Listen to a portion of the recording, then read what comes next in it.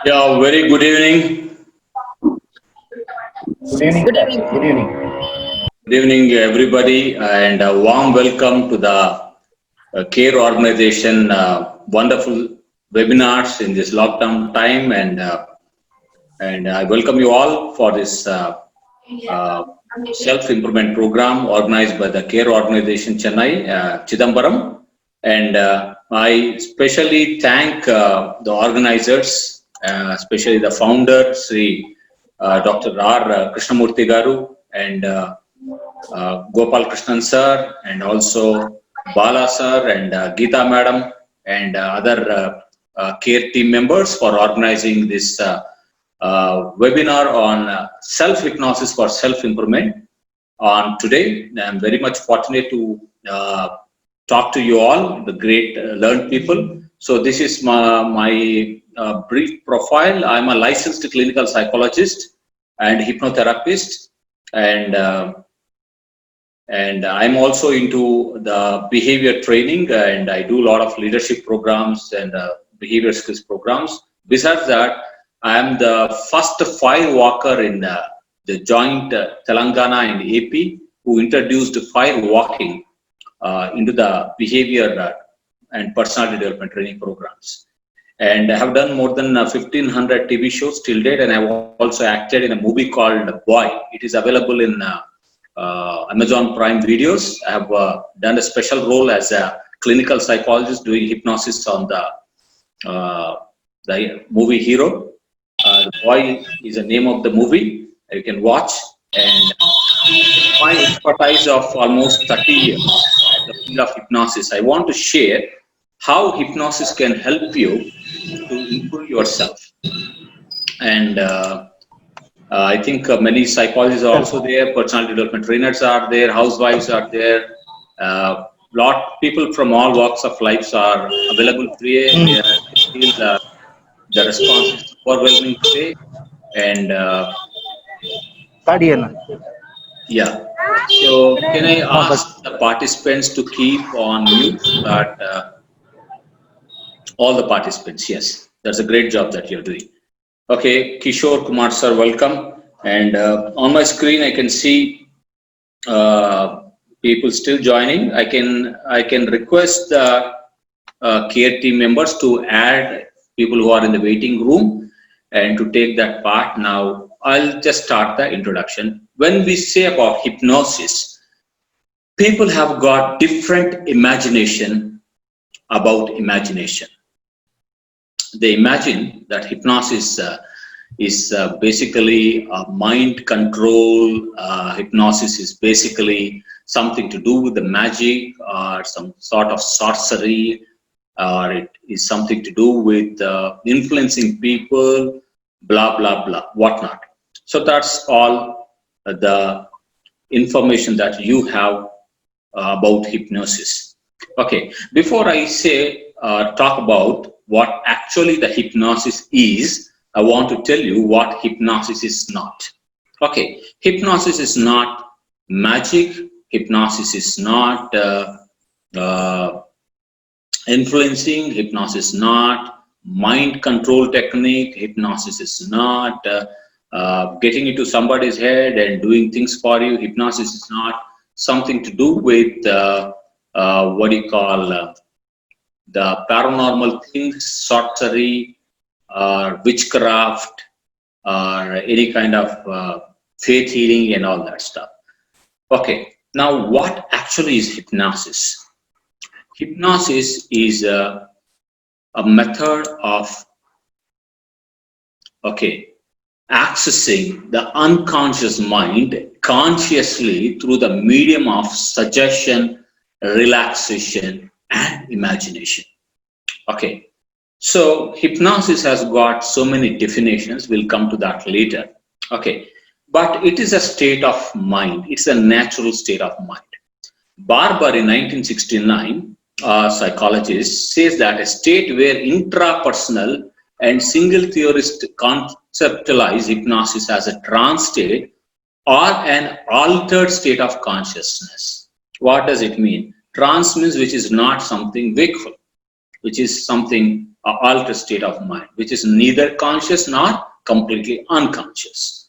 Okay, so Yapko 2003, he has proposed the multi-factor theories, because hypnosis does not have a single sound or grounded theory which says that hypnosis works only on this theory. No.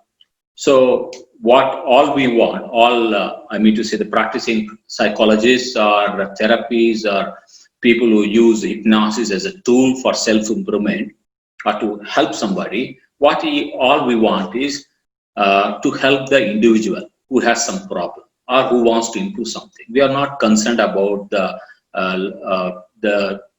theoretical underpinnings, right? So hypnosis is a highly scientific process, because in hypnosis what happens is there's a frequency change in our brain wave signature. Now we all are in the wakeful state. So wakeful state is that now you're in the conscious level, right? You know what is happening around. You're pretty aware that your phone is buzzing, somebody calling you in your home, you're on your laptop, there's power issues sometimes, there is some connectivity issue. You're pretty aware what is happening around. This state is what we call beta. The brainwave frequency is distributed between 14 to 28 cycles per second. Okay, when you bring down this frequency, when you are relaxed, whatever relaxation process that you use, when you become relaxed and calm, what actually happens is you bring down this frequency, okay, from 14 to 28 cycles to 7 to 14 cycles. That is what we call as relaxed level or deep meditation. So when a person is in hypnosis, what happens is the brainwave frequency will come down from beta level to the alpha level. Still you bring down, you go into sleep. Okay, so the hypnotic state is suspended between the waking state and the sleep. So that's the reason the brainwave signatures are telling you that it is a highly scientific process. It's an altered state of consciousness. What happens when you are in hypnosis or this alpha level state is that your brainwave frequency is distributed between 7 to 14 cycles per second. That means your mind is calm. There are thoughts, but thoughts will not interfere with your relaxation process. You're so relaxed, you're so calm, and there's a subjective well-beingness there. Your mind and body are so relaxed, so good. You feel wonderful, and all your optimal functioning, your brain, body, your heartbeat, your blood pressure, and your breathing, all the organs which are working, they work at the optimum level. They function really well because you're relaxed mentally and physically. And what is the hypnotic state? Hypnotic state is such a state which is a natural state of mind that everyone has to go into this wonderful state. Welcome, Somnath Raj. And it's a natural state. Like, think of a time when you are waking from a deep, really deep sleep. Do you suddenly jump out of the bed? No, you don't. What you do is you come from that very deep sleep to a lousy, drowsy level. You know what is happening around. You know, you're pretty aware what is happening around. So your phone will be buzzing. There's an alarm on your mobile. It's ringing. There's a phone call. Your family member may be talking to you. They are trying to wake you up. They pat you on the left, you turn right. They pat you on the right, you turn left. You're pretty aware what is happening. Who is calling by your name? And there is news is on, the TV is on, the music is on, something. You're pretty aware of the surroundings, but you don't feel like opening your eyes. That state. You feel like still, let me sleep for another half an hour. Then let me wake out of the sleep. That state of mind and that relaxed level, that exactly is what the hypnotic state. The hypnotic state that we all normal human beings, I say normal, because all normal human beings go into this hypnotic level naturally twice a day. One, when you're going to deep sleep. Second, when you're waking from a deep sleep. So there's a natural state of mind. In hypnosis, we are using suggestions, relaxation, and imagination for the subject or the one who want to get hypnotized, and we are creating that state. Okay, so hypnosis is a highly scientific process of accessing the unconscious mind consciously through the medium of suggestion, relaxation, and imagination. When I say unconscious, we have two parts of the mind. One is the conscious mind, the other one is the unconscious mind. Okay, so here in the hypnotic process, you are not unconscious, you are totally conscious. But being conscious, you are accessing the unconscious part of the mind. Consciously you are there, but you are accessing the unconscious part of the mind. Welcome with Jerome. So consciously through the medium of suggestion, relaxation, and imagination. So there is suggestion, there is imagination, and there is also what you call relaxation. When all these three are there, a person is in state of hypnosis. Then you can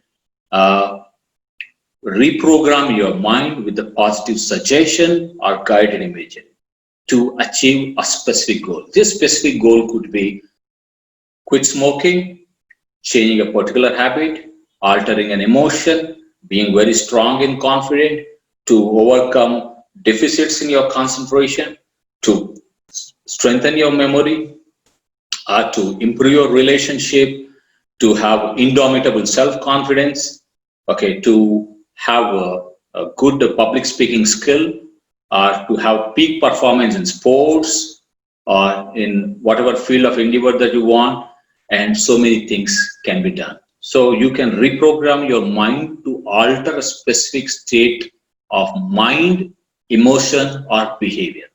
So that's the reason hypnosis is a highly powerful process. It's a scientific process. And the method of hypnotizing the other person is what we call the traditional word hypnotism. Okay. And it is done by verbal suggestions or sometimes non-verbally. Okay. So we'll move on to the next slide. Okay. Now I'll give you a brief history of hypnosis. So hypnosis is born in India and brought up in the Western district.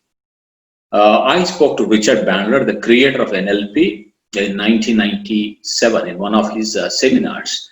I was asking, Master, when have you learned the hypnosis? And he said that I'm doing hypnosis for the last 40 years, but you Indians are doing hypnosis for more than 50,000 years.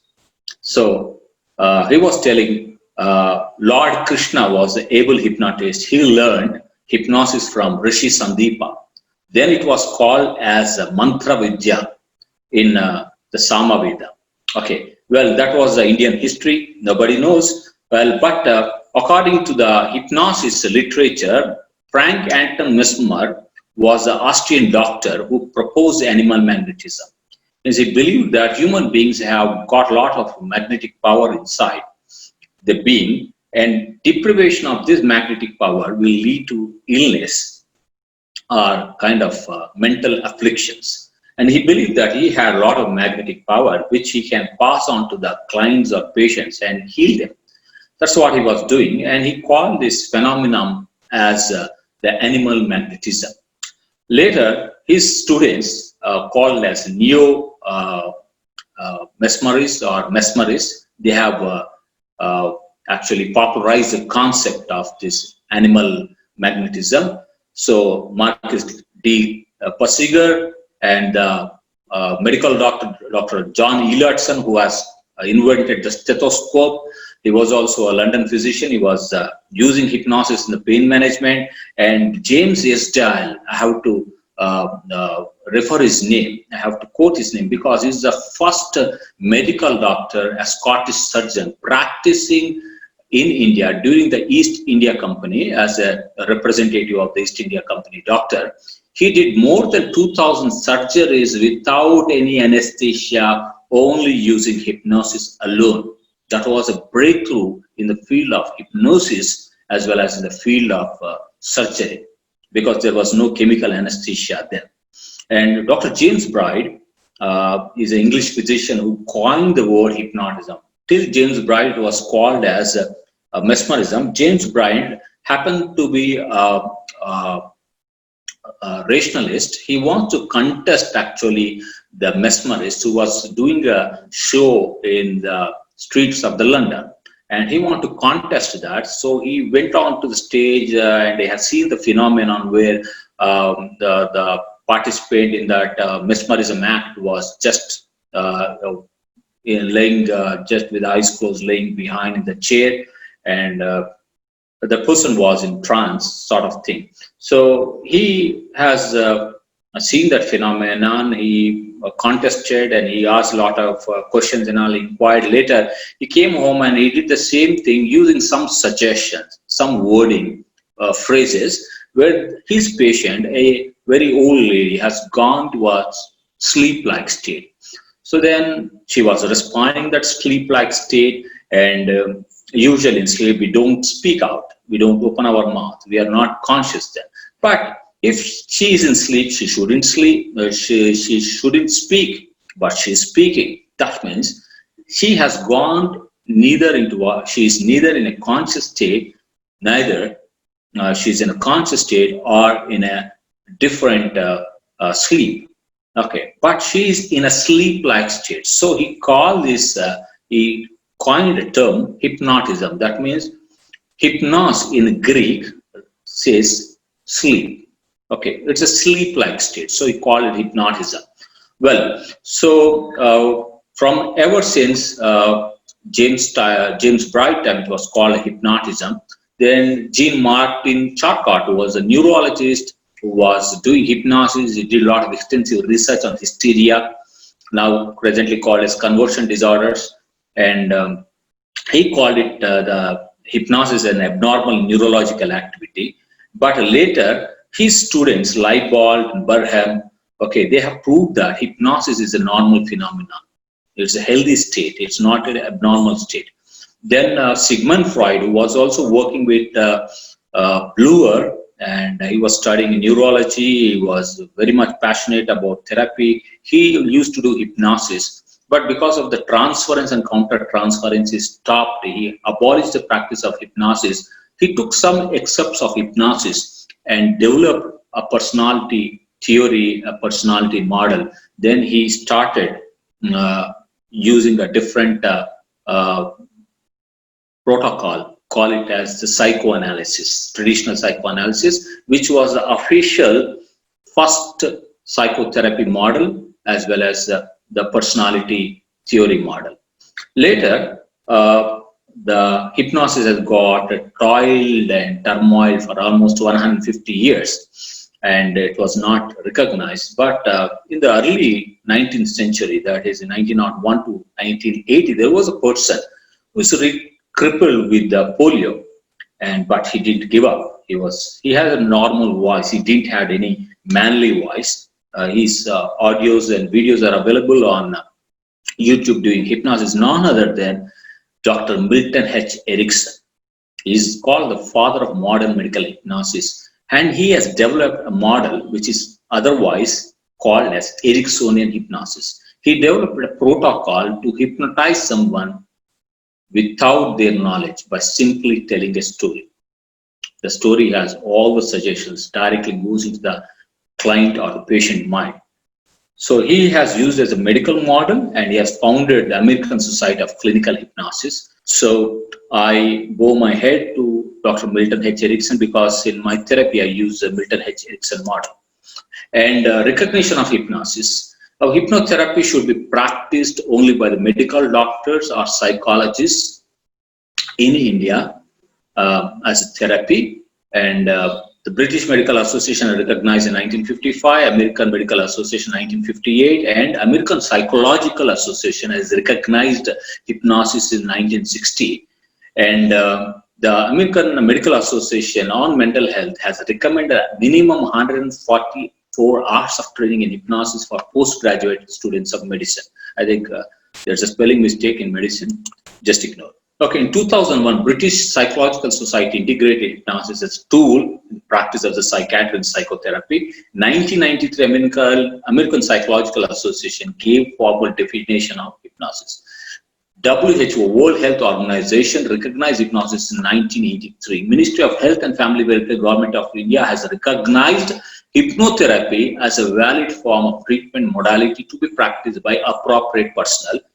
Appropriate personnel means licensed clinical psychologists, licensed psychiatrists, or licensed social workers, psychiatric social workers, or psychologists who are trained in the hypnotherapy modality, at least having 250 hours of basic training. Right. Now, misconceptions about hypnosis. So Yapko 2003 has listed 14 misconceptions. One is hypnosis is a good thing. No, there's nothing called hypnosis is a good thing. Hypnosis is not a panacea for all the ills or mental maladies. Okay, it is one tool to help people to improve themselves or change themselves if they find some behavior, something problematic. Okay, so hypnosis is affected by the power of the hypnotist. Now, that's a very big fiction. Even I learned hypnosis with the same notion that a hypnotist will have a lot of power and all. You know how I learned hypnosis? When I was 13-year-old, I used to do a lot of magic. I was very good at drawing. I was good mimicry artist. I was good ventriloquist. I was good at painting, drawing. I have a lot of traits and lots of what do you call to other arts. I have learned a lot of arts, but I was fairly doing in the academics too. But at that time, I was having stammering problem. Can you just imagine me talking to you for this 15-minute length having stammering problem? Predictably not. That time, I was a stammerer, chronic stammerer. I used to utter, flutter, stammer, and stutter. Okay, so I wanted to become powerful. I want to conquer the stammering. So I was going through a lot of books on personal improvement. Then I found a book written by Leslie Lee Cron, Self-Hypnosis for Self-Improvement. That is the topic that now I'm using in this webinar. So that by Leslie Lee Cron, licensed clinical psychologist, that book has really changed my life. I've read that book, I went through the protocol, the script, I started practicing self-hypnosis on my own. Less than 2 months, I've come out of the stammering problem. And believe me, there were occasions, I do a lot of stage hypnosis, now also I'm doing, but restricted to only few large audiences. I've done more than 10,000 stage shows throughout length and breadth of India and abroad. And I have done in 2 lakh publics also, where mass hypnosis inducing hypnotic items and all that, anesthesia, catalepsy and all that.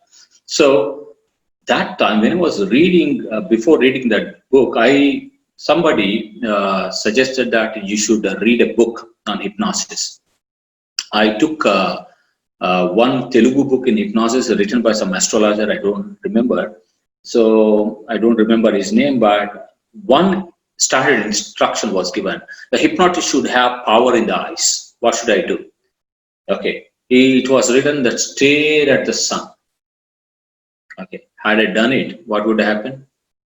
I would be having black glasses with a white stick in my palm. I abandoned the technique, and yeah, after practicing for 15 days, as the instruction was given in the book, I have developed the power. Can you see my -3.5 both?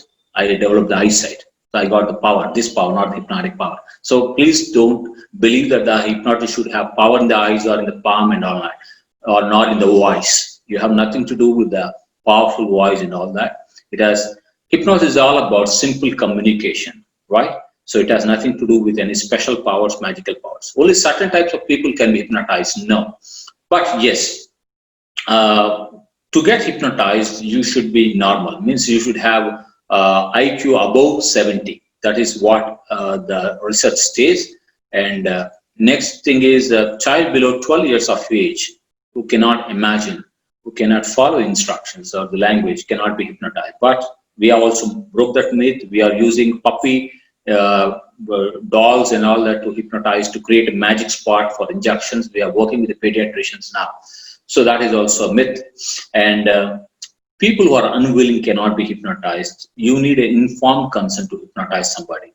Okay, and people who are lunatic, or you can say mentally deranged people with severe psychosis or severe mood disorders or personality disorders, they cannot be hypnotized. And mentally retarded people also cannot be hypnotized because they cannot comprehend, they cannot understand your suggestions, so they cannot be hypnotized. Anyone who's hypnotized is weak-minded. So that is also a myth.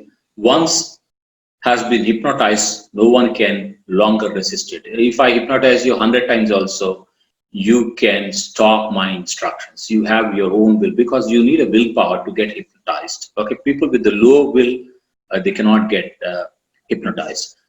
Once can be hypnotized to say or do something against one's will. No, if that is possible, in every police station, in every court of law, there will be hypnotists. So I'll be hired by the best courts of law. Of course, international courts also.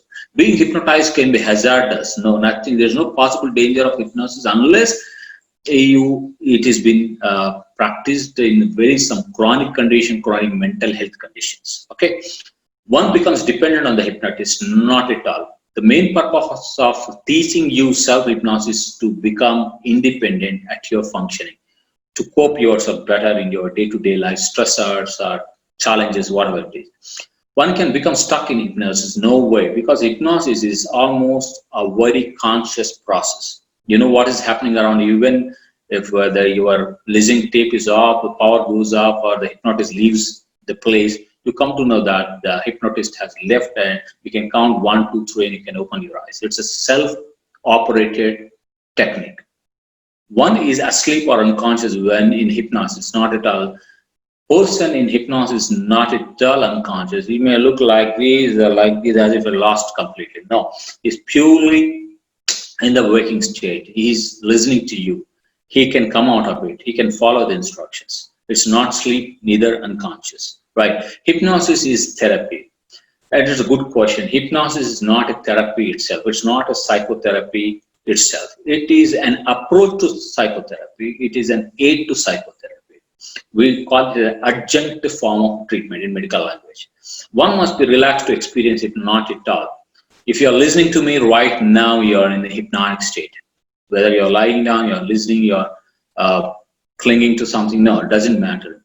We all are in hypnosis. That's what Richard Bandler says, that we move from one state to the other state. It means our mental state keeps surfing. So hypnosis is a state of mind. Not necessary that you need to be relaxed. Okay, hypnosis produces accurate recall of everything that happens to us. Not necessary. You can recollect anything that is essential and very important to you. Not necessary hypnosis. Many people use a regression. Some people also ask me, do you do the past life regression? Past life regression phenomenon has nothing to do with the present life. I have to believe in the present life yet. I haven't believed so far. So forget about past life. Okay. So hypnosis has nothing to do with the memories, especially your past life memories. No, that's not necessary. You can recollect it any memory, any time at your will, if you feel that it's comfortable and does not put you to emotional state by recalling, right? And people with strong will cannot be hypnotized. No, at all. So not at all, this is a right statement, because people with strong will can be hypnotized the most, because they cooperate, they give informed consent, they understand the process very well, and they imagine well and all, because you need some kind of motivation to get hypnotized. For the motivation, very difficult to hypnotize. Okay, well, so this is the myths about hypnosis. Any doubts that you have, we can address it at the end of the session. That's fine. Now, what is the standard definition of hypnosis? Hypnosis is nothing but bypassing the critical factor of consciousness. Why, what, when, how, where, whom, whose. If you bypass that, you are in state of hypnosis. Okay, so think of a time back from your past when you're driving a vehicle. Okay, and you're listening to the music, you're on a highway, on the, what do you call, You're traveling to some destination, maybe 200 kilometers past out of you. You're traveling, you're speeding up your vehicle, you're speeding to 100 speed, 150 speed in your car with full music on. Okay, what happens is you forget. Sometimes you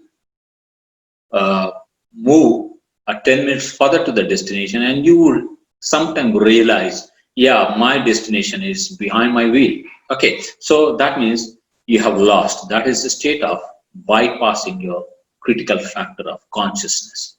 So that's what American Hypnosis Association says. But the old definition of American Psychological Association Division 30, which talks about the Society of Experimental and Clinical Hypnosis, says that research done by the group Green et al. Hypnosis is a procedure told that suggestion for imaginative experience will be presented.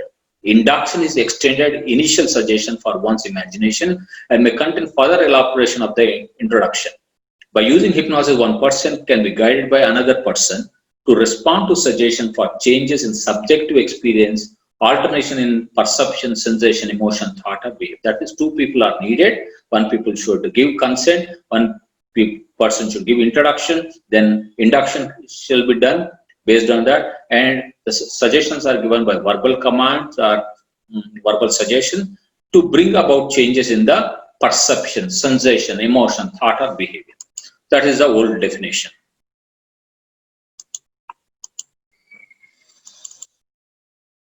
Okay, now the hypnotizability. An individual's ability to experience suggested alteration in physiology, sensation, emotion, thoughts, or behavior during hypnosis. Research has proved that hypnotizability is a standard trait. And what is hypnotherapy? Use of hypnosis in the treatment of medical or psychological disorder is called as hypnotherapy. So, the new definition thus distinguishes hypnosis per se from the use of hypnotic procedure to leverage wide variety of treatment modalities. That means self-hypnosis is one of the steps in the standard hypnotherapy protocol. Okay, so it is not an independent method, but it is a method used in the hypnotherapy. Okay, so theories of hypnosis, there are two theories. One is the Hilgard proposed the neo-disassociation theory. As per this theory, we in a hypnotic state, we are disassociating ourselves. Means what is happening is we are in the kind of observer. You are observer in the hypnosis. You know what the hypnotist is saying. You are observing what is happening. You are hearing. You are smelling. You are sensing. You are knowing what's happening. You are a silent, hidden observer. At the same time, you are a responder. You are responding to the hypnotic suggestion or hypnotic communication. So one part of yourself is responding to the suggestion. Other part of the self is being a hidden observer. So this is what we call division of the consciousness or disassociation. Okay, so this is the theory proposed by Ernest Hilgard. And second theory or the model of hypnosis is Theodore Serbin. So this is what we call the social role-taking theory. Means you adopt a theory, you adopt a role expected by the other person. So we try to behave or try to emote in a way as expected by the other person. So we are impressionistic usually. So this is what the social role-taking model or social cognitive model. So in the hypnotic state, the hypnotized individual or the client or the subject will just try to obey the hypnotic commands and try to match the expectations of the hypnotist. Okay, so hypnosis, as I told you, that it does not have a specific model or theoretical underpinnings. Golden et al. Introduced an approach called as technical eclecticism. Means whichever technique or whichever model or whichever approach, whichever tool that you use, if it does some good to the other person, it will remove the symptom or remove the suffering, remove the problems or help the person to overcome some problem, then you just use it. Okay, don't worry about how it works, what is the theory behind it, not necessary. That's what he has proposed in 1987. Okay. So what are the working principles of hypnosis? Hypnosis, I think the video is a problem because there is a power off, but I'll try to. Okay, you can off your video and talk, sir. We are listening. Yeah. So no problem. Now you can see me. Right. So working principles of hypnosis. Hypnosis works on two important principles. That is what we call as susceptibility and suggestibility. Susceptibility means the ability of a person to respond to the hypnotic suggestion. How readily one is there, one is ready to respond to a particular suggestion. That is susceptibility. What is suggestibility? Suggestibility is the degree of the response or the degree of the influence exerted on an individual. Okay. Higher the susceptibility, higher the suggestibility. Lower the susceptibility, lower the suggestibility. No susceptibility, no suggestibility. That's simple. So if a person is suggestible, that means he is susceptible. That's the reason hypnosis is highly powerful process and technique because of its heightened suggestibility and emotional susceptibility. People are emotional beings. We are human beings. We are not soya beans. We are emotional. So we are suggestible, right? So that's the reason many Baba, Sufis, many what do you call it, divine people, many people, clergy people have come into the picture. These days there are so many what do you call self-demon or self-created gods. Okay, so they are donning a lot of avatars. Okay, because people are emotional, they are susceptible, they are suggestible, they are vulnerable in other ways. So these people are making a use of the hypnotic, I mean to say the principle of suggestibility, and they're making them vulnerable with their philosophies and other things. So we should be always using guard whether we are vulnerable or suggestible. Okay, right.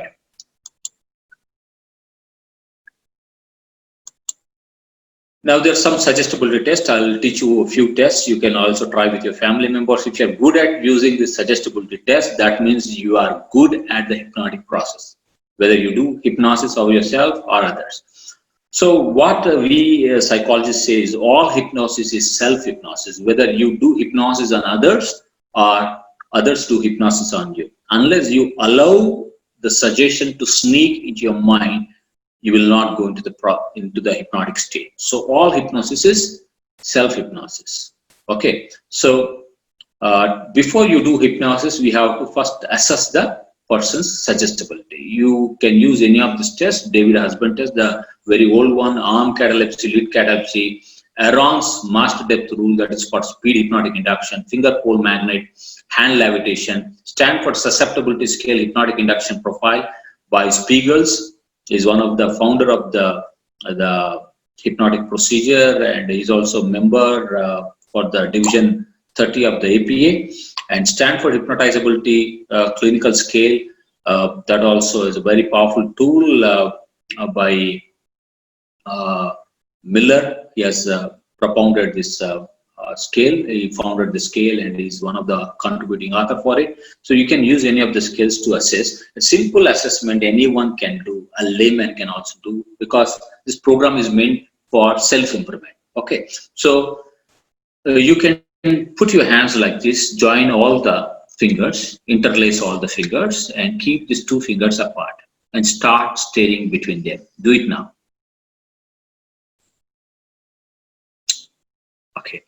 Now start staring in between them. Now listen to my instruction. You can blink your eyes, no problem. Now both the fingers are coming closer and closer, closer and closer, faster and faster, faster and faster, closer and closer, closer and closer, faster and faster, coming closer and closer, faster and faster, faster and faster, closer and closer, closer and closer, faster and faster, faster and faster, closer and closer, closer and faster. Then they get stuck.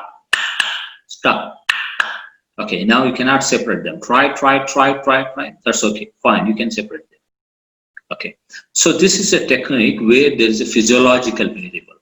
Okay, now I will not give you suggestion, just interlace all the fingers and keep it apart. Stare in between these two fingers. You can blink your eyes, no problem. I will not give you any suggestion. Now see what happens.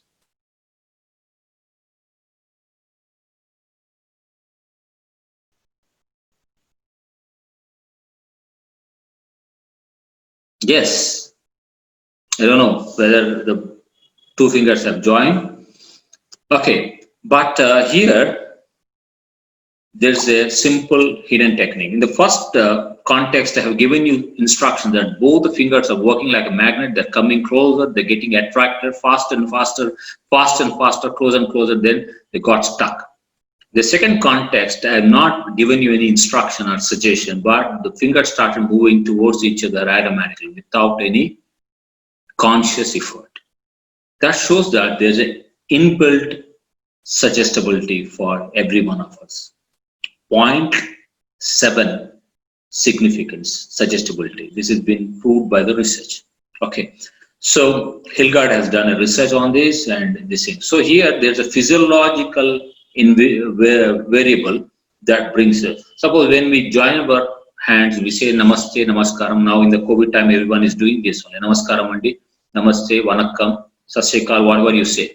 But you know that when you clap the hands also, you bring both the hands together.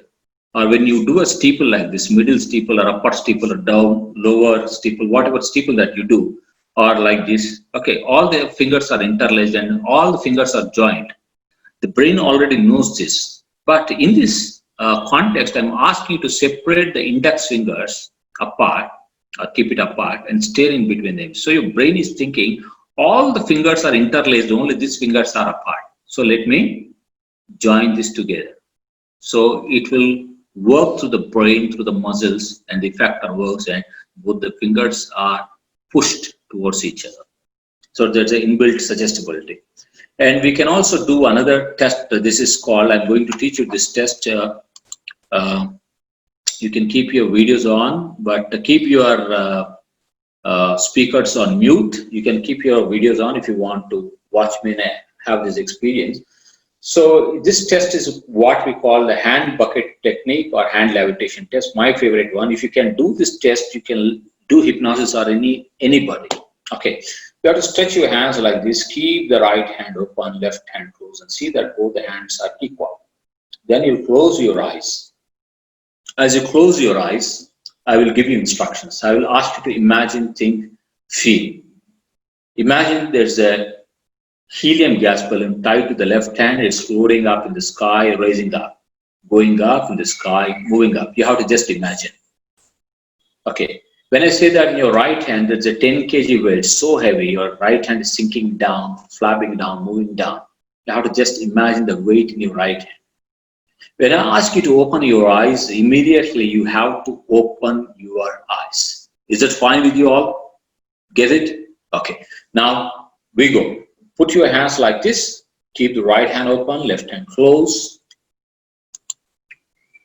And close your eyes. Keep the right hand open, left hand closed. See that both are equal and just close the eyes and just concentrate on my suggestions. Imagine now you're sitting on a seashore, cool air is breezing at you. You're so relaxed and comfortable. To your left hand, I have tied a helium gas balloon. It's so light. Because of the helium gas balloon, your left hand is going up in the sky, becoming lighter and lighter. Because of the helium gas and balloon, your left hand is becoming lighter, it's moving up. Your left hand is going up in the sky, moving up in the sky. Just imagine, think, feel that your left hand is so light, it's moving up in the sky, raising up in the sky, and going up and up in the sky. With each breath, every passing second, it's still going up and up and up and up and up in the sky. Now, I want you to just imagine a 10 kg weight in your right hand. Feel the weight in your right hand. See, feel, imagine the 10 kg weight. It could be a heavy book or a bag, a school bag or something, a laptop bag, something in your right hand. So heavy, it's sinking down. Imagine the weight on your right hand. Feel it, it's sinking down, it's flapping down, moving down, going down and down, sinking down. Cannot lift the weight, so heavy, it's sinking down. Let it go down. 1, it's going down. 2, it's going down. 3, 4, and 5. With each breath, still going down and down. And your left hand going up, your right hand going down. Slowly open your eyes and look at your hands. Open your eyes slowly. Look at your hands. It has become like this. Right. Okay. If your hands did not move, but your hands are still like this, don't worry. Don't worry. Because only one hand has become heavy or it is painful. That is your right hand, not the left one. But according to brother gravity, if you keep your hands this way or any way, both hands have to stuck the floor because of brother gravity, right? Gravitational pull. That means the mental laws are stronger than the physical laws. We are able to do a high jump. We are able to do gymnastics, okay, long rope jump and all that, pole jump and all that, because the mental laws are stronger. You can train your brain and your body to perform those tasks. That's just mental laws so strong, stronger than the physical laws, right? So suggestibility test. Here, I'm total stranger. You haven't heard about me or probably not seen me before. People who have seen me in Hyderabad, they know me well. But people, to my surprise, most of you don't know me. But for a minute, when I spoke, when I gave you this suggestion, there's a change in your behavior. There's a change in the mind. That means a total stranger, when giving suggestions, your brain believed that there was weight in your right hand and your left hand light. So that's the power of suggestions, power of the communication, right? So hypnosis is all about giving carefully worded suggestions. Okay, if you can do this suggestibility test, I bet you that you can do hypnosis so well on anybody, anytime. Okay, at your will, right? So we move on to the next slide. See, this is the power of the unconscious mind. You must have seen I'm a very younger Srikanth. I was in my, I think, first year of my intermediate when I was studying my +1. I did a stage show. This is my favorite one. It's what we call catalepsy. You must have seen one person standing on that, another person lying down on two chairs, head on one chair, the feet on another chair, just like a bar of steel. Okay, that's called catalepsy. We can create this kind of energy levels through hypnotic suggestion. Means see how powerful your mind body is, the mind body connections. So through suggestions you can create blisters, you can heal the pain. Okay, you can program your mind to overcome fear, okay, phobias, whatever it is. So powerful. So you have seen the power of the mind, right? Now the types of hypnosis. There are primarily three kinds of hypnosis. One is the self-hypnosis. If I do it on you or you do it on me, or hypnosis, self-hypnosis. So giving instructions to yourself to go into a relaxed state of body and mind. So that's the self-hypnosis. Second one is the hetero-hypnosis. If you want to hypnotize other person, taking their consent, informed consent, and you will give suggestions or through induction, you induce hypnosis in another, that's called hetero-hypnosis. Third one is the stage hypnosis. The feat that you have seen before in the slide, that is stage hypnosis. You can hypnotize 20 people, 30 people, 100 people on the stage, and you can demonstrate the power of the hypnotic suggestions. Okay, now I'm going to teach you. We are almost coming to the closure of the session. I'm going to teach you a process that is called self-hypnosis. Are you all ready? Are you all ready to listen? Okay. Yes. I'm going to teach you the process, self-hypnosis process, and you can practice this anytime, anywhere, whenever you are free. Don't do this technique when you are operating a machine or driving a vehicle. Okay, when you are driving a vehicle or operating a machine, please abstain from this practice. Okay, please do this practice when you are alone. So this process called self-hypnosis, very simple process. I'm going to teach you vertigo method or blue light induction, my favorite method, which can be useful for anyone. Okay, please don't do this technique when you are in a hurry. Okay, so you can lie down or sit down for this practice. So in a few seconds, I'll have you make you close your eyes, then you'll sit more comfortably, keep your hands in your lap, feet flat. Okay, then you'll close your eyes. After you close your eyes, I'll be giving you instructions that you have to just listen and imagine. When I say imagination, people have got different imagination that about imagination. They imagine that they cannot imagine. That's a problem. Okay. When I say superstar Rajnikant, you got the picture? Yes, you can see him in your mind. When I say Audi car, yes, you can see. Okay. When I say Mercedes, yes, Benz, okay, you can see that. Okay. When I say MS Dhoni, you can see him, right? So this is imagination. You can conjure up the pictures. Some people are very good at it. Some people can hear and they can say inside. Some people are already saying silent inside. Oh, I'm already in hypnosis. I will feel more relaxed with this technique and all that. They're saying silently within them. Some people are already feeling that already they are in a state of hypnosis. They're experiencing the trance and the breathing is very deep right now. Okay. So people can imagine, think, or feel. And if you cannot do all the three, just pretend that you are in hypnosis. It doesn't matter whether you are really in hypnosis or not. There's a saying, great saying, be brave, if not pretend. It makes no difference. Right? Okay. So now you're ready. So sit yourself comfortable, close your eyes, take a slow, deep breath, and exhale. When I ask you to open the eyes, then you are supposed to open the eyes. Till then, keep your body relaxed. Don't move any part of the body. Keep it relaxed. Close your eyes.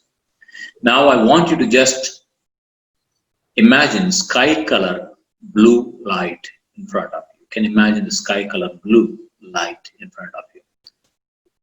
The bluish white mixture of the clouds. Yes, perfect. You see that color right in front of you in the shape of a spear or a white ball.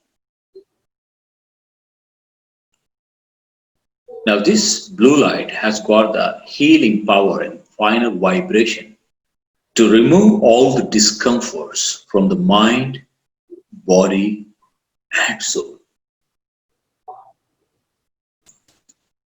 I want you to just breathe this blue light when you are breathing in.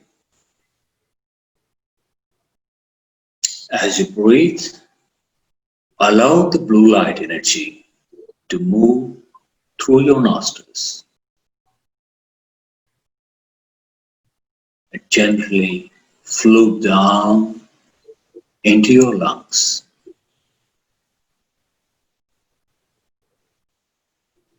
As you're breathing, allowing the blue light to gently pass through the nostrils and move down into your lungs and filling up both your lungs evenly. The blue light is spreading in your body gently, more comfortable. As it begins to happen, you begin to notice how very comfortable your body is now beginning to feel.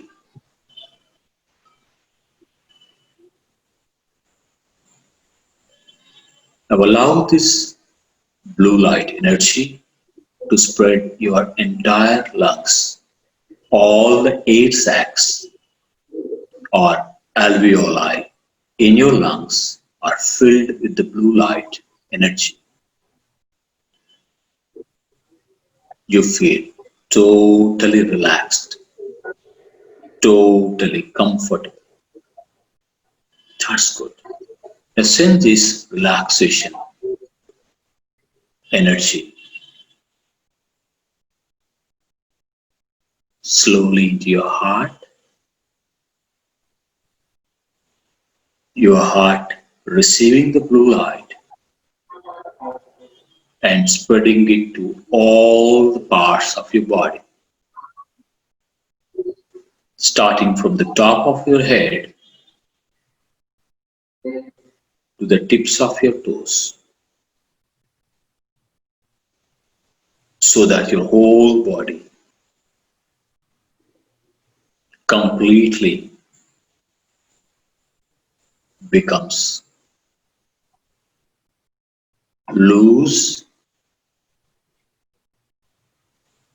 limp, and relaxed.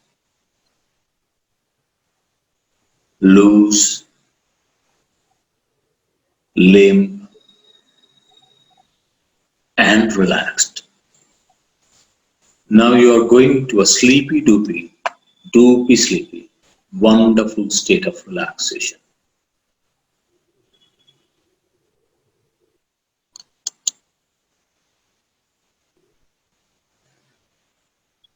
All the way down. To deepen the state of relaxation, I am now counting numbers backward from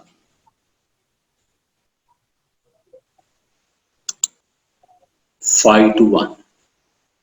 By the reach of count 1, you will be in the deeper state of physical and mental relaxation.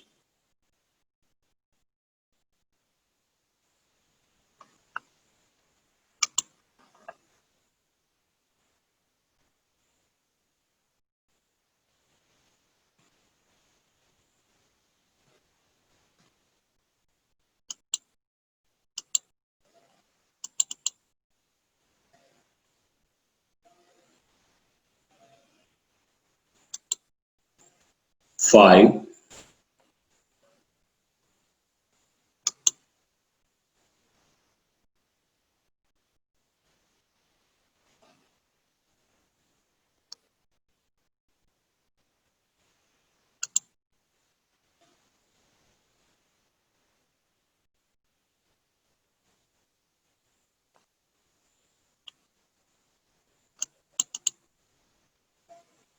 4,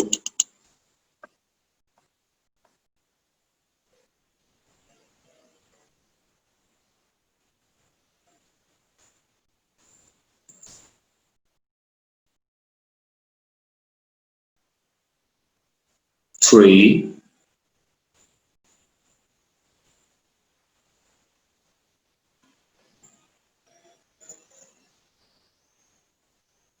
2,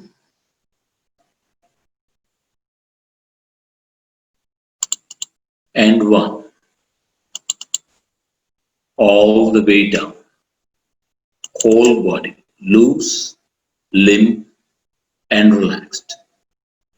Loose, limp, and relaxed. Loose, limp, and relaxed. You can enter the state of deep self-hypnosis on your own whenever you want to go inside. You can reach the state of self-hypnosis on your own anytime whenever you're free. To reach this level, find a place where you can sit down or lie down comfortably. Close your eyes. Visualize the blue color light. In the imagination, breathe in and spread it across your body. Then do a counting numbers backward from 5 to 1 with it. By the reach of count 1, you'll be in the deeper state of physical and mental relaxation. You can be there for 5 minutes to 3 hours. You can program your mind with the suggestions or imagination.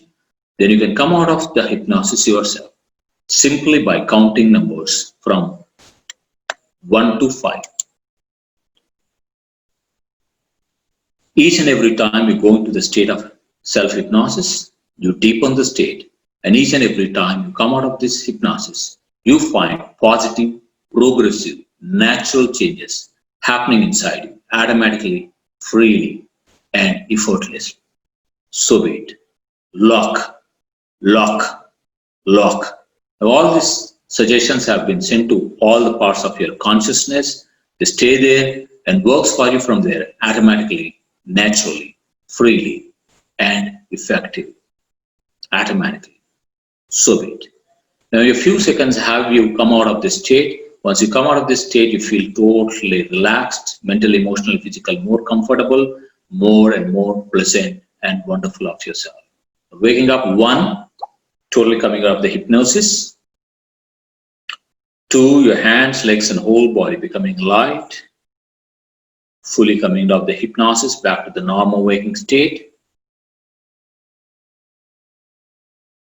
3, the hands, legs, and whole body becoming very, very light. You're fully coming out of the state back to the normal waking level.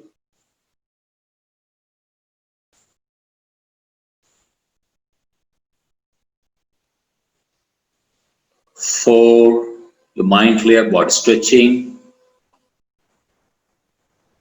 And 5, you're fully coming out of the hypnosis back to the normal waking level. Your mind clear, body stretching, all your personality is integrated. All your personality is integrated. Now you're waking up, slowly opening your eyes. Gently open your eyes and notice how fresh and awake that you are. Feel fresh. Open your eyes slowly, wide awake. Good morning. Good morning, sir. Yeah, but it's good evening now. All had wonderful sleep-like state, not sleep. Is have anyone gone into sleep? Anyone after me into sleep? I'm keeping my eyes wide open and sleeping now. Just joking, don't take it seriously. You have not gone to sleep, but you're feeling like sleeping, okay? Right. You know what is happening around, but you don't feel like opening your eyes. Mary Gladys raised a hand. I'll just uh, answer your query, madam. Definitely, I'll answer you. Okay. Now, before we go into the question, I want to show you how the words will affect the mind. This is a process of self-hypnosis. You'll sit comfortably, close your eyes, do normal breathing. You'll imagine sky color blue light in front of you. In the imagination, breathe the blue light and send it into your lungs, from there into the heart, from there to the rest of the body. Then do a counting within yourself from 5 to 1. Okay, after 1, you are in the hypnotic state. You can stay there from 5 minutes to 3 hours. Then whenever you want to come out of after 5 minutes or less than 1 minute also, if you feel like waking up, in emergency, your phone buzzing, somebody knocking at the door, something, you want to come up, just count from 1 to 5, you'll be out of the state. Okay, you can practice this technique 3 times a day, twice a day, once, but don't do this while driving a vehicle or operating machine. Whenever you're free, you can do. This technique I have been practicing for the last 30 years. After overcoming my stammering problem also, I still use this because this is a tonic for me, for my energy, for my enthusiasm, and to keep myself, motivated to see different clients with a lot of chronic problems, psychiatric illnesses, and all that stuff. Okay, and this self-hypnosis gives me the energy to do training, to give lectures and all that. So it is being by nature, it has become my daily activity, just like brushing and bathing. So you can do it as a general relaxation tool. Anyone can practice. Okay, and after this session, for the care permits, I can send you an audio file of the same process in my voice as a gift to all participants of today's session. Right, now we go back to the power of the hypnotic language pattern, how it affects the words will affect the mind, the unconscious mind. Then a small video.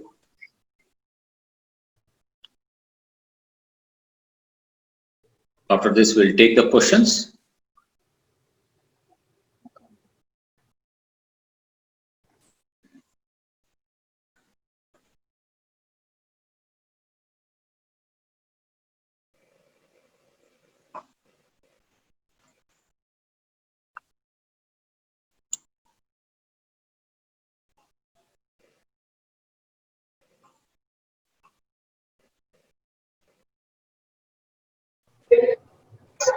Sir, voice is not audible. Have put it maximum, madam.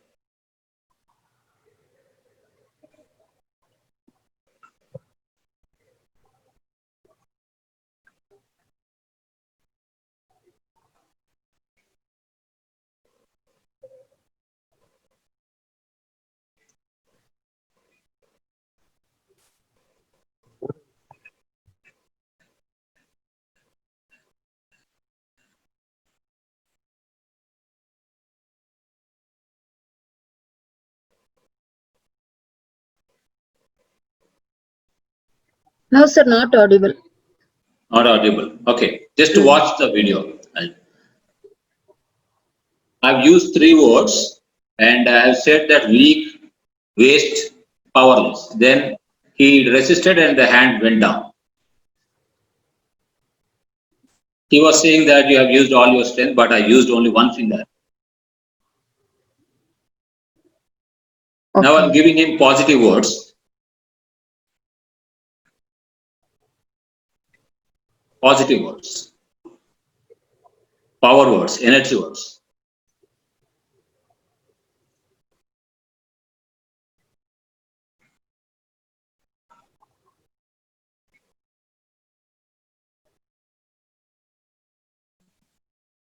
Great, superb, fantastic, wow, powerful, amazing. Five power words.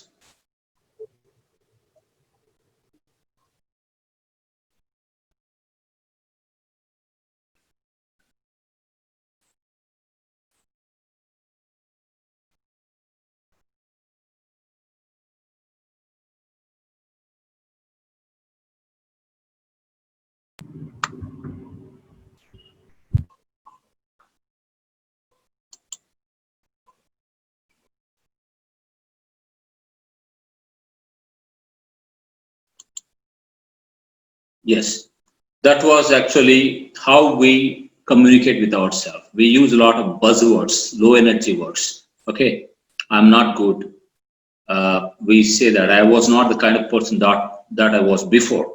Okay, I'm not confident, or I'm weak. I've become so weak. I'm tired. I'm depressed. I'm irritable. I'm confused. Whatever you say without your conscious, with your willingness or with your intent, without intent, that straightly sneaks into your unconscious mind. For the unconscious mind, each and every word that you say is a command. Okay. So the unconscious mind is a very, very powerful thing. So always, if you feel depressed also, do not acknowledge that I'm depressed. If you feel tensed also, do not acknowledge yourself that I'm tensed. If you feel energyless, do not acknowledge. Okay. Rather, in your communication, change it from the buzzword to a less threatening word, a neutral word. Okay. Like instead of depressed, you can say that I'm different. I'm peeved down. Okay. Instead of feeling irritable, you say that I'm stirred up. Instead of feeling tense, you say that I'm motivated. Okay. Or I'm amazed. So change the words of how you feel. The moment you change the words of how you feel, you will differently change the way that you feel the emotion. Okay. So you're blocking away the experience to come into the consciousness. Now we'll do a small activity.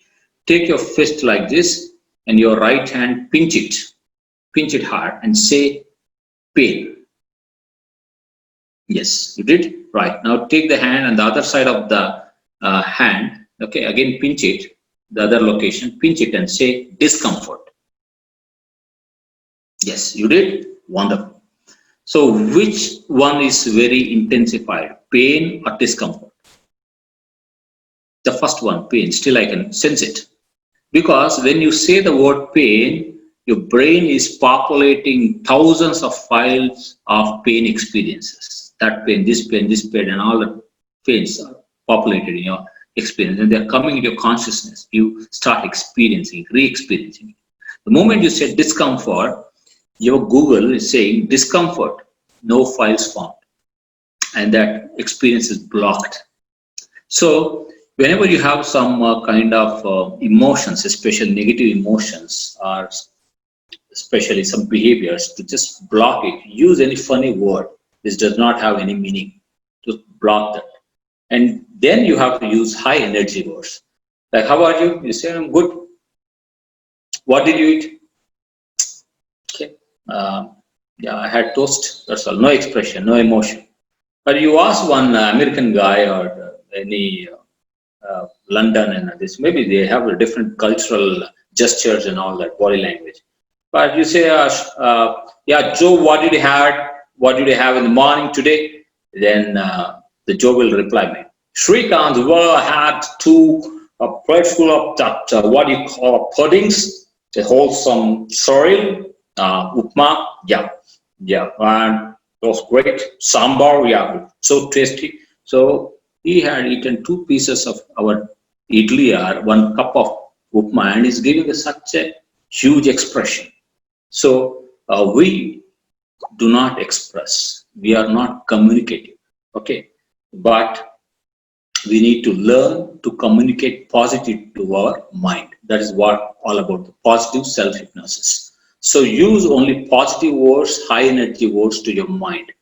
Occasionally, when you feel low, down, irritable, whatever it is, okay, so you stop that. Okay, stop sharing those emotions to your own self. Block it away.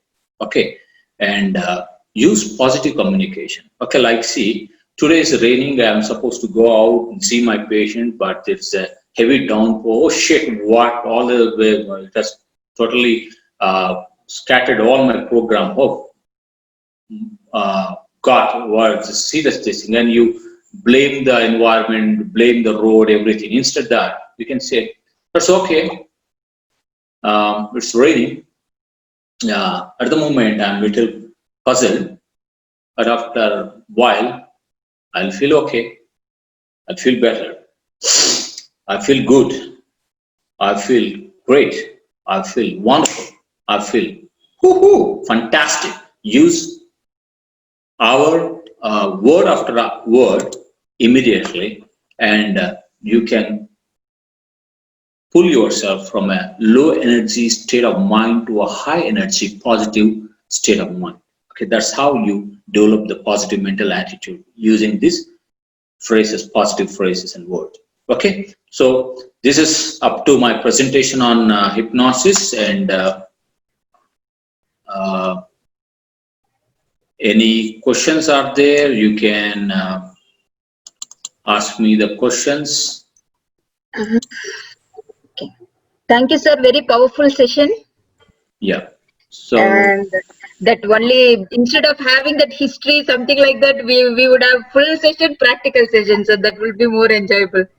yeah, because we should know many people have doubts on hypnosis, so we should know a little bit of the history, because hypnosis is born in India, but a lot Okay. of research is going on, and many are fascinated about hypnosis. When we say hypnosis, the moment you say psychologist or a life coach or a personality development trainer, they'll ask you, do you know hypnosis?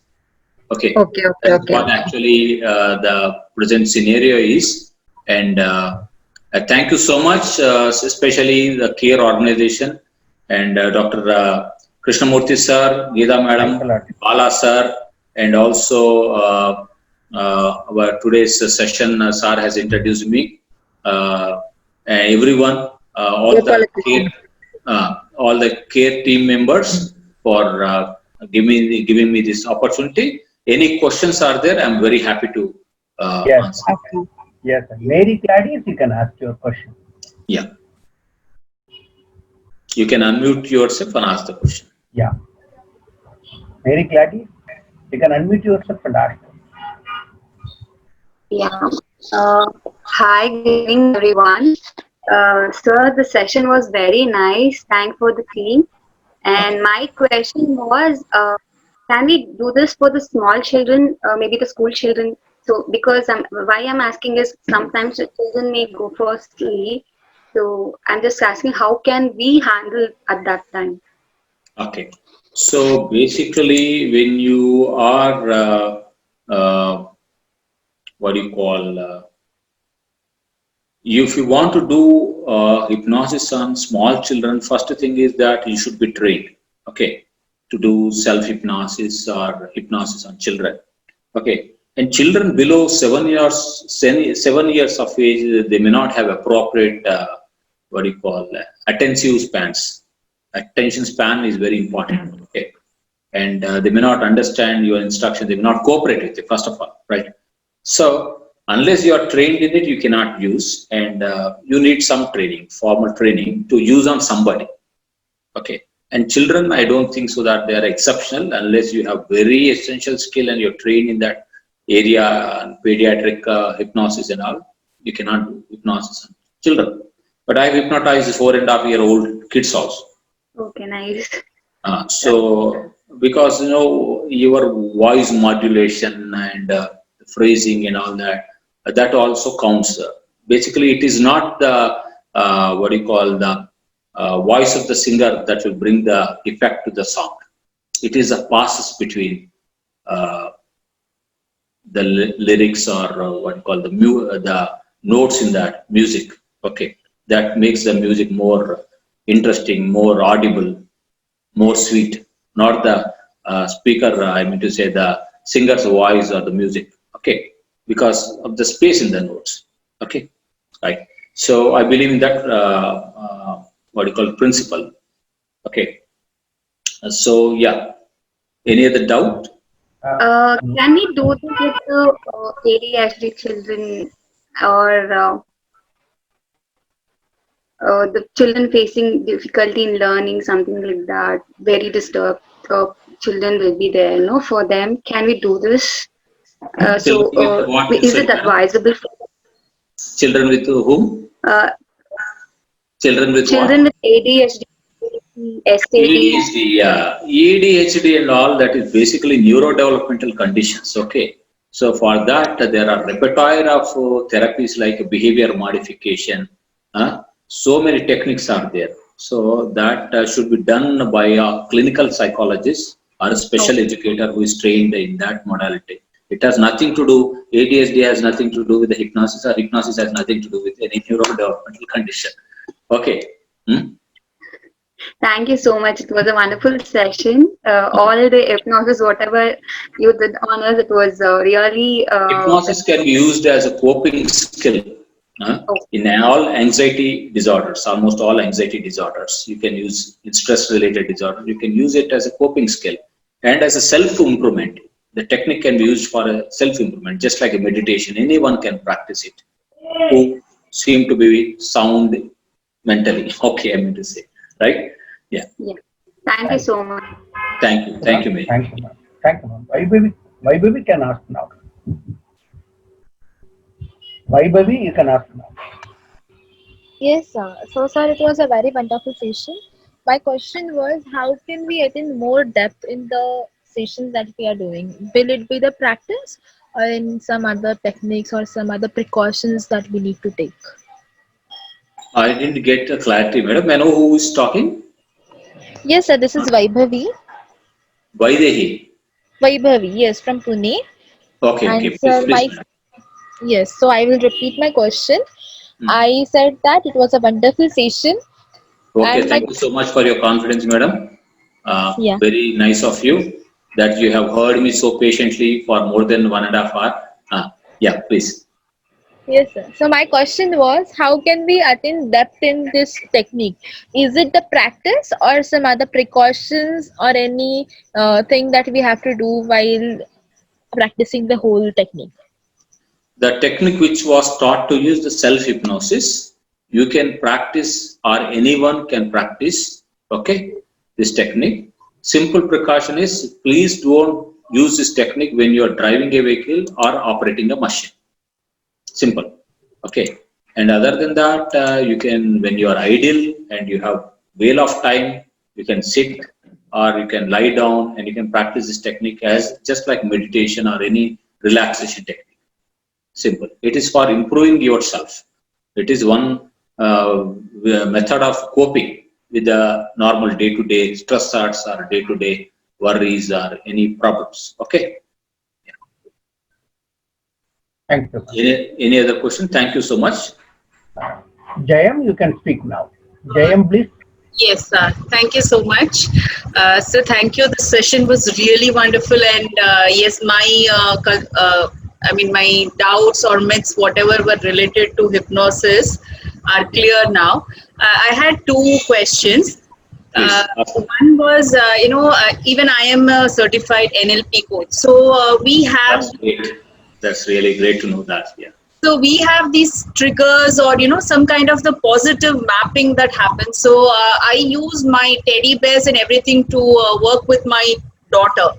So I think that works effective. And in the beginning, I think even you mentioned you can use some toy or, that would act as the, trigger wherein the child is attracted and it does the magic instead of we directly talking to the child. So is it something that I really continue because it is working fine for me as of now? Yeah, basic thing is all these tools, NLP or hypnosis or EMDR or any kind of tool that we are using as a method of influencing the mind, okay, as a whole, other than in bits and pieces, is really effective.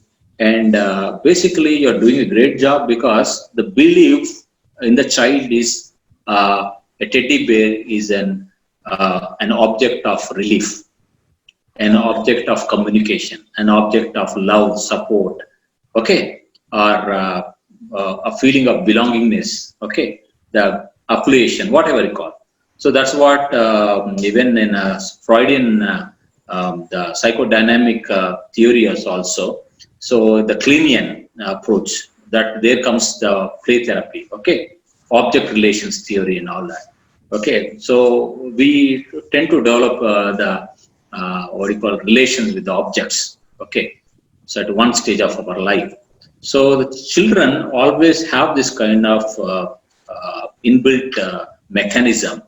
They believe in the toy and all that. That becomes one kind of this thing too. So you can use it as one adjunct from apart from your NLP work and all that. I am able to see even values because when I talk to her, I'm like, will you hurt your baby? No. Then she understands, yes, okay, I'm not supposed to hurt anybody. Or Yeah. sometimes if she hurts me, I use the toy to explain her the situation, Mama felt bad, that's the way I try to enact as if the toy is talking to her and trying to make her understand. Because maybe sometimes if I say, she might feel offended or something of that sort, which normally happens, and parents find it difficult to communicate. So that does something So I the children, they try to communicate in that way only. They try to communicate with the inanimate things. Okay, so that is the indirect form of communication. Why you can use a little bit of Ericksonian approach, you can say indirect. Okay, so through stories you can make, through with the toys you can make. Okay, you can communicate, you can send the messages, okay, through pictures, drawing, whatever you can. You can these all tools basically, okay. So it is a belief which is the central component of all techniques, all belief, okay. If they believe in that, then you go ahead with that, okay. There's no harm in using that. You're doing a great job. Thank you. Thank you. Ravi Bala, you can ask. Yes, please. Good evening, Dr. Srikanth. It was definitely wonderful hearing you for such a long time. I would like to ask you two questions. Again, I am also an NLP USA trainer, master trainer. So I wanted to ask you, you mentioned that only doctors can do hypnotherapy, if that is the thing. However, after a certain amount of hours, can we be eligible to be a hypnotist? That is number one question. And second, okay, बोलिए आप पहले बोलिए उसका नहीं आप बोलिए second भी बोलिए उसके बाद okay. बड़े हैं हमारे से उम्र में भी बड़े हैं नहीं ऐसी बात नहीं है. Second is you mentioned that out of your own limitation, kind of that stammering you came out by reading some book. You mentioned that that book which you gave him not to look at the sun, that was bad. But then which book helped you for self-hypnosis? That was my second question. Okay. So it was a book written by self-hypnosis, written by Leslie Lee Cron. Leslie Lee Cron. Would you mind repeating the second surname of Leslie Lee Cron, C-R-O-N. C-R-O-N. Okay. Leslie Leslie L-E Lee Cron, C-R-O-N. Okay, fine, great. Okay. And so he's a licensed clinical psychologist. So that day I decided in my mind that I'll become a clinical psychologist too. Okay, in the near future I decided to set up my goal. Okay, so the first question, as you have asked, madam, that is basically anyone can learn to do hypnosis. You can do hypnosis, yes, self-hypnosis, hetero-hypnosis, stage hypnosis for fun, to help near and dear you can do. But if you want to practice as a hypnotherapist, okay, if you want to do therapy, means treatment, Okay, that means doing treatment is the psychological means. Okay, so you should be a trained psychologist or a mental health professional, because you should understand what is abnormal behavior, what is normal behavior. Okay, you should know the dynamics of the mind, okay, the clinical conditions where hypnosis cannot be used, where hypnosis should be done. So you need intensive training. Okay, so psychologists also, they do not know hypnosis. All clinical psychologists, they do not know hypnosis. It's a specialty again. Okay, but they have training in the what do you call the mental health program that they are taking, either MD psychiatry or M.Phil clinical psychology. They have training about how to identify the mental disorders, what disorders should be treated under psychotherapy, what disorders can be sent for medications. So they have a background about the psychopathology. Okay, they know the theoretical frameworks and the pros and cons of the therapy and the ethics and other things. So they can read the textbooks and they can do therapy, any psychotherapy, Okay. because they are trained in that modality. And some clinical psychologists and psychiatrists, they undergo specialized training because they're part of the syllabus. They're part of the syllabus. So, And do you conduct courses? Can we enroll for it? I conduct a self-hypnosis program, 2-day program, 3-day program, and I conduct that program. Okay. So, Are you planning to do it in the near future now? yeah, I'll announce in a week. I'll just Sure. announce in a week. I'll just let you know. So Great. definitely we'll definitely do the program. Okay, so we'll be interested. Thank you. We have given the names, so as some doctor had mentioned here, we have given the names. Okay. Okay. Thank you, doctor. Thank you. Okay. Thank you, ma'am. Jayam, you can ask now. Yes, Jayam, my second question was, is it some kind of a positive self-talk that we do in this process? Are we trying to visualize the positive things and feel Yeah, in self-hypnosis, what you have to do is you have to do a script work of advertisement, just like advertisement, commercial soap. Okay, any Nirma soap or detergent or whatever it is. You just make a program in your mind of all the positive changes that you want. Okay, and you visualize in such a way that the changes have already taken place in you 6 months back, 1 year back. Because of that changes, now you are a totally transformed person, enjoying the fruits of that change. Okay, right? Thank you. So this is what actually we do. Thanks a lot, Professor. Geeta, we can go ahead. Okay. Okay, sir. Thank you. Very patiently answered the participants' questions, sir. Next, and we have all our programs uploaded in our YouTube channel, Care HRD for Success. You can watch your missed sessions and you can comment us for our improvement. If you want our updates, you can subscribe our channel. Formally, பிடிச்சிருந்தா like பண்ணுங்க, share பண்ணுங்க, subscribe பண்ணுங்க, எங்களை encourage பண்ணுங்க. An announcement about our next program, இந்திய பொருளாதாரத்தின் மீது கொரோனாவின் தாக்கம். வழங்குபவர் முனைவர் கண்ணுசாமி அவர்கள். ஞாயிறு 23ஆம் தேதி காலை 10:45 மணிக்கு கலந்து கொண்டு இந்திய முன்னேற்றத்தில் பங்கு பெறுமாறு கேட்டுக்கொள்கிறோம். Next, as usual, vote of thanks by our Joint Director, Mr. S. Balachandra sir, Director, ELM World Academy. Thanks, Dr. Srikanth, for the wonderful session. We have learned a lot of things from you. The history of hypnosis from Lord Krishna to Dr. Erickson. You have removed all the misconception about hypnosis from our mind. And wonderful definition for the hypnosis. We have gained a wonderful experience during the practice. That time we were highly relaxed. We got a very good technique for the relaxation from you. Thanks, sir. Thanks. Thank you once again. Thank you, Dr. Srikanth, sir. Thank you so much, sir. Thank you. I thank the CARE organization team, starting from Dr. Krishnamurthy sir and Balchandar sir and Geeta madam and all wonderful introduction by our Dr. I am sir. Gopalakrishnan. Gopalakrishnan sir, yeah. Gopalakrishnan sir has given a wonderful introduction, and it was really nice interacting with all the team members. And thank you specially to all the participants for making your time and attending this webinar on self-hypnosis. I'm really honored to talk to you and share my knowledge. And in the future, with the care, we'll come up with some good program. And I'll also share some self-hypnosis audio. If the team permits, you can enjoy that and you can practice. You can share, sir. You can share. I'll share in the group. Please log into the care WhatsApp group and I'll share there. Thank you so much once again. Have a great day and have a great life ahead. Okay, all the best. Thank you.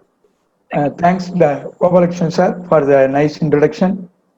And thanks for all our care technical team and all the members. Thanks to our participants on behalf of Dr. Krishnamurthy, our founder director. Thanks, Geeta. Thank you, sir. Thank you. Hope all our participants have benefited today. See you all on Sunday. Till then, it's bye from care. Take care.